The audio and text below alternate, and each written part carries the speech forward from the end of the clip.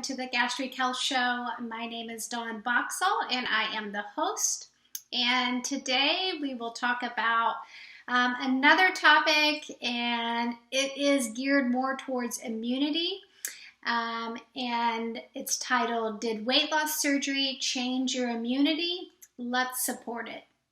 I have some interesting studies that have been found with weight loss surgery that you might find valuable and give you some things to think about when it comes to immunity. Now, we all know there is no cure for the COVID-19 to date, and there is no evidence that any vitamin, herb, mineral, or such will cure it or prevent it.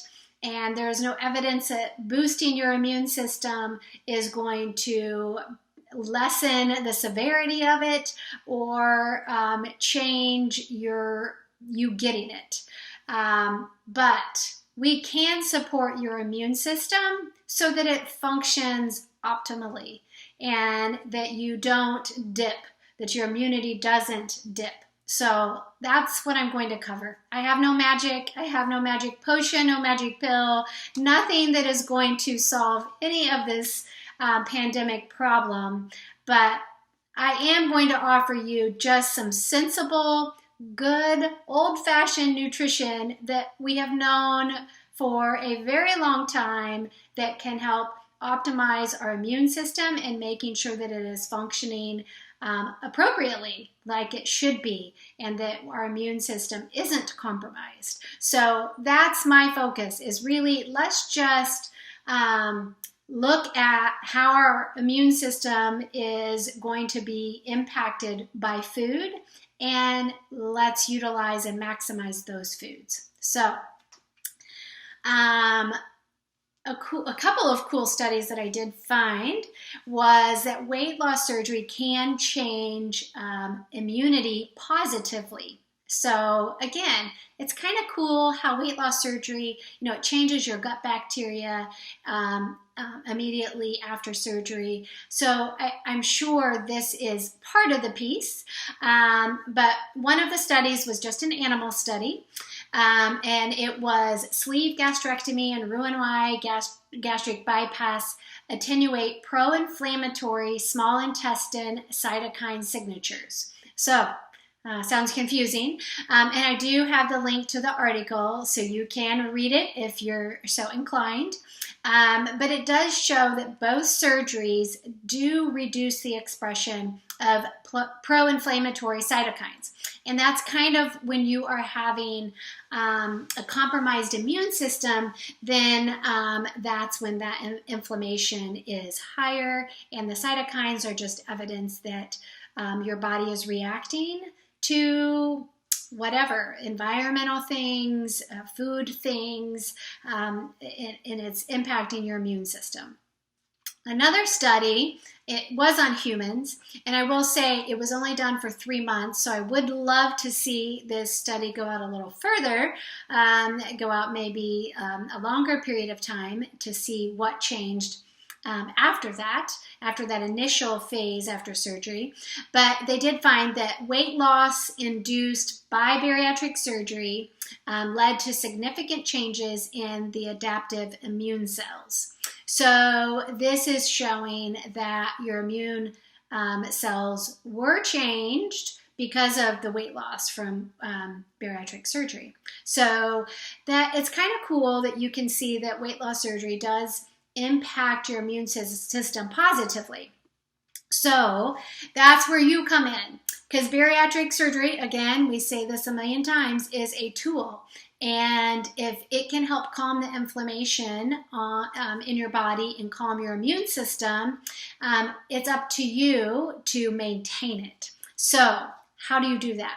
And that's where nutrition comes in. Nutrition does play a role in how your body's immune system reacts. So our immune system is very unique to our age, our sex, and our genetics. So that I've talked about before, if you've listened to any of my other podcasts, that we have learned that our genetics, or whatever our parents and ancestors gave us, is not our destiny, and that doesn't mean that we're going to get their diabetes or their cancer or their heart disease. We have the ability to change that through the epigenetics, which is more diet and lifestyle driven. So we get to choose on the same level whether our immune system is in a calm state or our immune system is already kind of on overdrive. So arming our immune system with nutrients that actually have immune support and actually provide support to the immune system. Those nutrients are vitamins A, C, D, and zinc. So these are the ones that are going to impact it very positively and help you maintain a healthy immune system. So vitamins C and D are known to possess very strong immune support properties, and vitamins A and zinc are required for the development and the function of immune cells. So they have a different role, but vitally just as important. So the key is that you don't run out and buy a bunch of supplements. Our body actually does better when we get the vitamins and minerals from our foods. So that does not mean that a weight loss surgery patient should not take the bariatric vitamin protocol. No, you have to take your vitamin protocol just as your program has recommended. And this is because we have altered your body's ability to digest and absorb nutrition, including vitamins and minerals. So even though our body does do best through whole foods because it's more of a balanced approach, you don't have just one isolated vitamin or mineral, you have a whole package. You have several. And they're all at different levels, usually smaller levels. And that's how your body, everything works synergistically.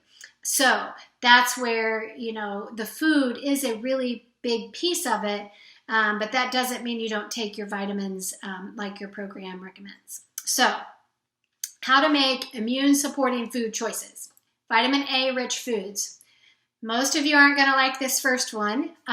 Liver, that is your highest source of vitamin A that you're going to get. It is going to have the retinol form, and when it comes from food, it's in a balanced package that you cannot do anything like it from a pill. So you get, now I will say there are some people that will actually take like beef liver and they will encapsulate it so they don't have to eat it because they don't like it. And that's okay. But for the most part, if you can do it through food, if you can do like liverwurst, for me, if I do organ meats, it's going to be in liverwurst. It's going to, I might do some chicken livers. I'm probably not going to do beef liver. I'm not a fan. I can't say that I've been brave enough to make it myself, but I do remember as a child having it. So, but I have worked my way up to the liverwurst and the chicken livers, and I do fine with those. So the organ meats are a great way to do that. So finding some liver and incorporating that is going to be your highest source. Mackerel and salmon are also good sources of vitamin A. Now, beta-carotene converts to the retinol form of vitamin A, but just at a lower conversion. So you're not going to get the same results as you do with liver and salmon and mackerel as you do with sweet potatoes and pumpkin and carrots and squash and kale and collard greens.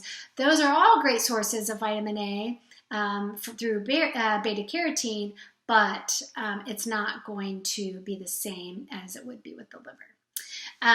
Vitamin C. So vitamin C rich foods are like oranges, papayas, strawberries, kiwi, spinach, bok choy, kale, broccoli, and any bell peppers. Those are all great sources of vitamin C, and you can easily incorporate those into many meals throughout the day.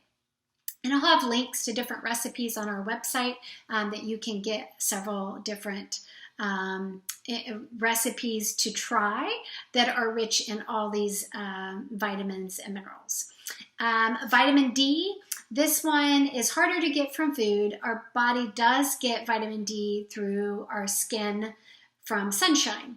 If you live in a area of the country where you don't see sunshine year-round or enough of it, that is where supplementing will be necessary for sure. I supplement with D.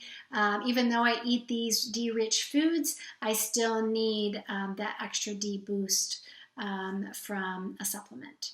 And some of the D-rich foods are salmon, egg yolks, cheese, and mushrooms. Those are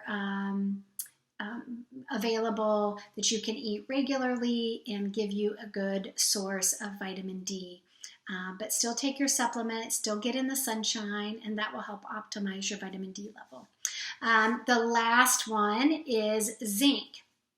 So zinc-rich foods, think of your proteins, your seafood, your beef, then pumpkin seeds, beans, lentils, legumes. Those are all really good resources of zinc-rich foods so that you can kind of get it just from your diet as well. So what else can you do? When you're doing these vitamins of A, C, D, zinc, these important ones that really help your immune system to function optimally, what do you need to take into consideration when you are having these types of foods? Fat-soluble vitamins need fat. So if you are having a vitamin A or D, make sure you're having it with fat at that meal, some type of healthy fat. Now, think of salmon. Salmon naturally has fat in it, so you wouldn't really have to do a whole lot, but maybe you could drizzle it with some olive oil or some avocado oil. Maybe if you're doing some of the beta-carotene-rich foods, you could roast the sweet potatoes in olive oil in the oven and or roast the pumpkin seeds or something like that, and that would be a great way to do it. But those fat-soluble vitamins need fat. So make sure that you're having the healthy fat that you're doing at the meal that you're having it at. So think of throwing in avocado, olive oil, coconut oil, nuts, seeds, nut butter, eggs, olives, fatty fish. All those are going to help increase the absorption of those fat-soluble vitamins. You can also reduce your alcohol and sugar intake. Now, COVID-19 has really brought out some bad things in all of us, where we want those comfort things, or we want to kind of drown out some of these stressful feelings that we're experiencing. So that's where you really have to check yourself and make sure that it is you're doing it at appropriate amounts and you're not doing it frequently. So sugar, already a weight loss surgery patient knows to not eat it. If you've had a Roux-en-Y gastric bypass, you're not going to tolerate it typically. And alcohol, same way, you guys get intoxicated very quickly, and it's really not beneficial. Either one of these are not beneficial to maintaining a healthy weight. Although it might mentally make us feel better for a short period of time, this is not something that is going to be very productive long-term to keeping your immune system healthy or any part of your body healthy. But when it comes to your immune system, sugar does decrease immunity. Alcohol does decrease your immune system. So having those regularly is going to be a bad thing to do if you're trying to protect yourself and to make sure that you are healthy and your immune system is healthy. So the sugar and alcohol has to be excluded. So get adequate protein. So make sure that you are eating good, solid, dense meats at all your meals, and you're getting a good amount of protein every day. If you can't get it all from your diet, try to do a protein shake so that you can maybe even make a protein smoothie where you get fruits and vegetables and healthy fats and everything in that protein shake. And then stay hydrated. Drink plenty of water, iced herbal teas, do warm teas, even just plain old water is a great way to stay hydrated so that your body has everything it needs to stay healthy. Now, what you should not do. Like I had said earlier, I really do not want you going out and buy a bunch of supplements. I really want you focusing to whole real foods for these vitamins A, C, D, and zinc. But if you're going to defy my plea, I would encourage you to understand this information about vitamins. So if you are going to purchase a zinc supplement, do not exceed 15 to 30 milligrams per day. Any doses above 50 milligrams in a day require copper support. They do work synergistically, and if you're on zinc for a long period of time at higher doses, like the 50 milligrams, you will need to have a certain milligram of copper to help prevent a copper deficiency. We do see that frequently. The next is vitamin A and D work synergistically, and it is best to have those at the same meal. So if you're going out and purchasing a vitamin A supplement, you should already be on a D supplement, most likely. They should be taken together.